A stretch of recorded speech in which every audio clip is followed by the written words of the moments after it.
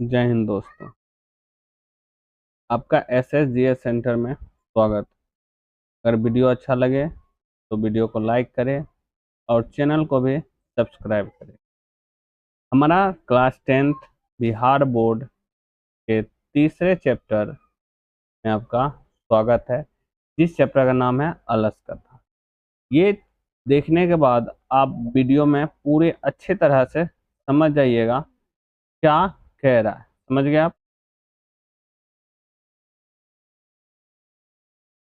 तो देखिए, पहला चैप्टर है क्या। ठीक है, ये जो चैप्टर है अलस कथा, ये विद्यापति द्वारा रचित है, यानी विद्यापति द्वारा ये लिखा गया। क्वेश्चन पूछेगा अलस कथा किसके द्वारा लिखी गई? विद्यापति द्वारा लिखी गई है। क्या देखिए, विद्यापति कौन थे?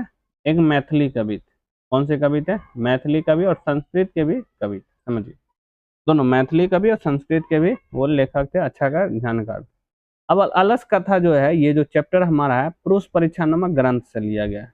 एक पुराना बुक है, उसी से लिया गया है, जिसमें कहानी में हमें अच्छे बुरे चीज की समझ को बताई जाती है। वो बुक का क्या नाम है? पुरुष परीक्षा नामक ग्रंथ से लिया गया। समझ गए? याद रहेगा। अलस कथा किस ग्रंथ से लिया गया? पुरुष परीक्षा नामक ग्रंथ से लिया गया। बस समझिए, इसमें है क्या मेन जो यह जो चैप्टर है अलस कथा, इस पाठ में मानव के दोष दोष को व्यंग यानी हंसी मजाक के रूप में इसमें दर्शाया गया है। समझ गए? इस चैप्टर में देखिए, देखिए ये बहुत छोटा चैप्टर है। आप इस चीज को ध्यान रखिएगा और इसको पूरा अच्छे तरह से आप समझ जाइएगा। समझिए है क्या कह रहा है। जो नीति शास्त्री अलस को शत्रु बताया गया, माने इस चैप्टर में जो है शत्रु बताया गया। किसको? आलस को शत्रु बताया गया। इस कहानी में एक मंत्री रहता है जिसका नाम रहता है वीरेश्वर। क्या नाम रहता है? वीरेश्वर। इस चीज को नाम को आप याद रखिएगा। समझ गए? वीरेश्वर एक मंत्री था जो मैथिली, और वीरेश्वर का जो स्वभाव था वो दानवीर था, दानशील था और कारुणिक, माने दयामया और बहुत सा। इस कहानी में आपको 4 आलसी मिलेंगे। कितने आलसी मिलेंगे? 4 आलसी मिलेंगे। और 4 आलसी क्या थे? वो इतने कोढ़िया थे, आप समझ सकते हैं। एक दिन क्या हुआ, आलसियों की पहचान करने के लिए अलस कथा में, माने सॉरी अलस आलय में, यहाँ पर मिस्टेक हो गया, पहचान के लिए अलस आलय में इसमें क्या कर दिया गया था? आग लगा दिया गया था। और आग लगाने से बहुत सारा धूर्त जो था, पाखंडी, जो फ्री का मुफ्त खाने के लिए आ गया था, वो क्या किया? भाग गया। आग को देखते हुए वो भाग गया। और वीरेश्वर क्या किया? इच्छा से भोजन और वस्त्र दान दे दिया। और उसके बाद के वीरेश्वर कहाँ चला गया? मैंने वीरेश्वर जो चारों का चारों दो असली था, 4 आलसी ही थे, 4 वो मेन आलसी था, उसके अलावा जितना भी थे धूर्त आलसी थे। और चारों आलसी के जो तो भोजन वस्त्र दान किया करता था, और आलसियों को जो था योगी पुरुष। समझिए,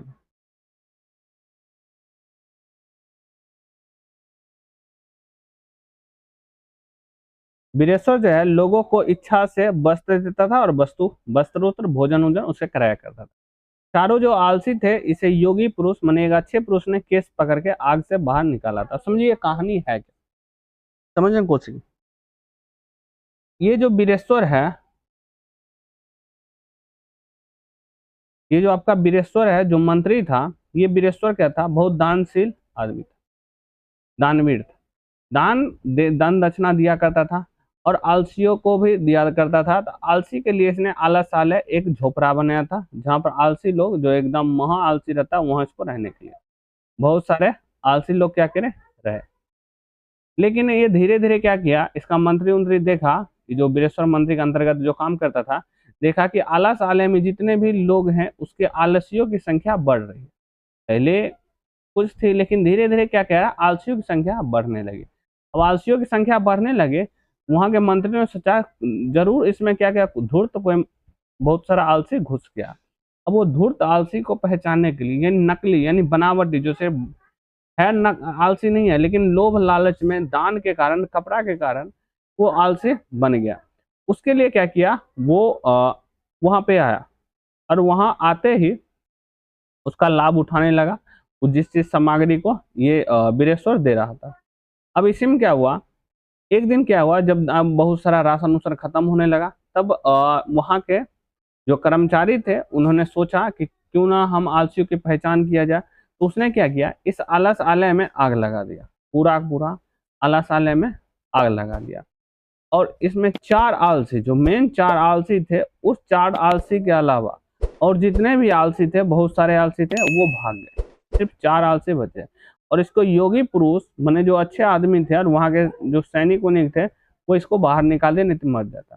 अब ये चारों एक नंबर का पति था, एक नंबर गप मारते हुए कह रहा था, चारों कुछ बातें कर रहे थे। अब कौन कौन से बातें कर रहे थे इसको हम क्वेश्चन में देखें, क्योंकि ये लॉन्ग क्वेश्चन, इसमें हम पॉइंट बाय पॉइंट लिए, समझिए कि चारों। अब इसमें थोड़ा सा और बचा, इसमें देख लीजिए आप, इस कहानी में है क्या, कह रहा है कि जिस प्रकार किसी बालक की गति माने कोई बालक बड़ा होता है, उसका माँ के बिना वो संभव नहीं है। माने जिस तरह किसी बालक की, किसी बच्चे की रक्षा माँ करती है, ठीक उसी प्रकार आलसी जो रक्षा होता है करुण नहीं करता, माने इसके पास दया मया हो, वही इंसान करता है। उसके बिना किसी भी आलसी का अच्छा जीवन बीत नहीं सकता, उसका जीवन कष्टदायक होगा पूरी तरह से। अब समझिए, अब इसमें जो मोस्ट इंपॉर्टेंट क्वेश्चन है, इसको समझने का प्रयास कीजिए। पहला जो हमारा क्वेश्चन है, आग लगने के बाद आलसियों ने क्या कहा। यही जो 4 आलसी हमने बोला कि आपको क्या क्या बोले थे, इसी बारे में हम जानते हैं। देखो पहला ने क्या क्या, पहला जो कहता है, ये कैसा कौतूहल है, माने कैसा हल्ला गुल्ला आदमी कर रहा है, इस चीज के बारे में कहता है, काहे इतना लोग जो है हल्ला उल्ला कर रहा। पहला जो कहता है ये,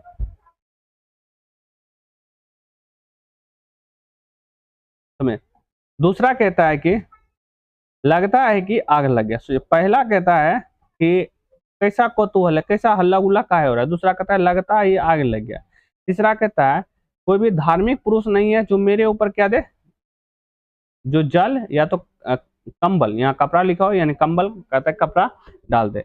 और चौथा कहता है अरे काहे बोल रहा है, तीनों एकदम मुंह बंद करके रहो।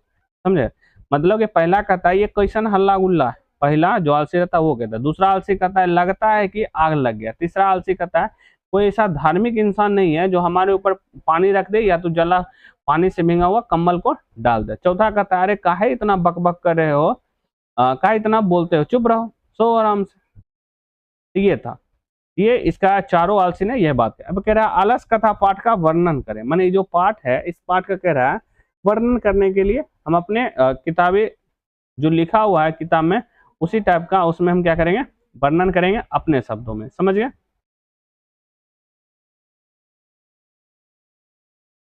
कह रहा है इस पाठ में लेखक जो है मैथिली कवि थे। मैथिली कवि कौन थे, विद्यापति थे।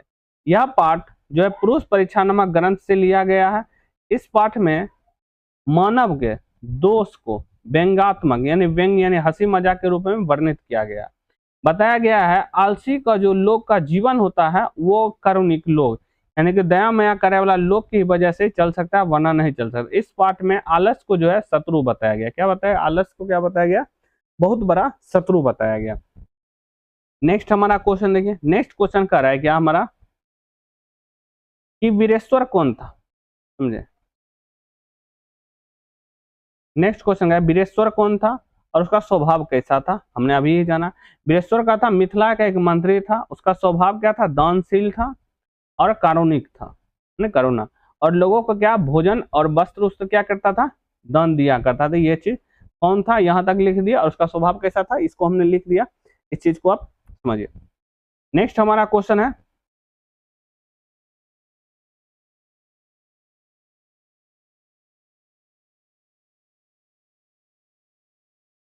नेक्स्ट कह रहा है विद्यापति जो जी थे कौन थे, विद्यापति कौन थे इसके बारे में पूछ रहा है।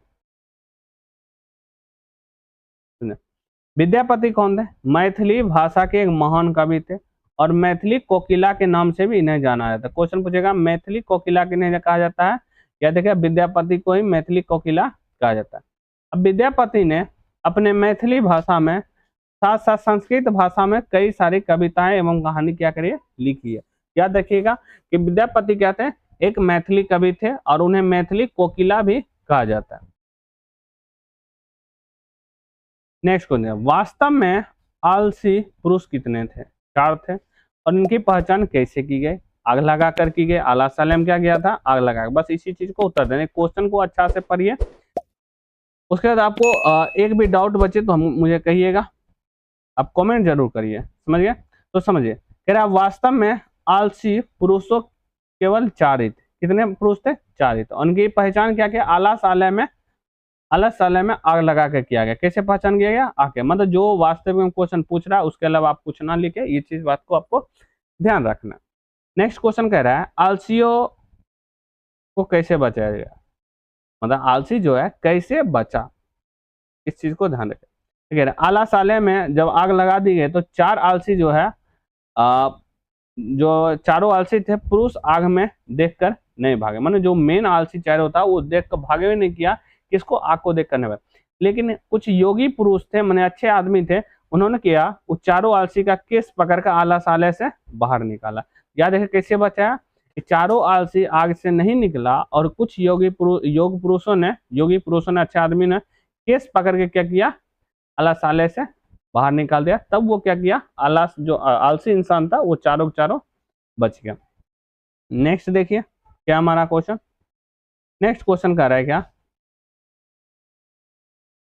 नीति कर आला साले के बारे में क्या कहते हैं, मैंने चैप्टर में क्या कहा गया है? नीति कर क्या कहते हैं? आलसी बात कहते हैं। नीति कर कहते हैं आलस जो है इंसान यानी शत्रु का सबसे बड़ा दुश्मन। क्या देखेगा? सबसे बड़ा दुश्मन आलस को ही माना गया। नेक्स्ट क्वेश्चन और लास्ट क्वेश्चन हमारा है चैप्टर का।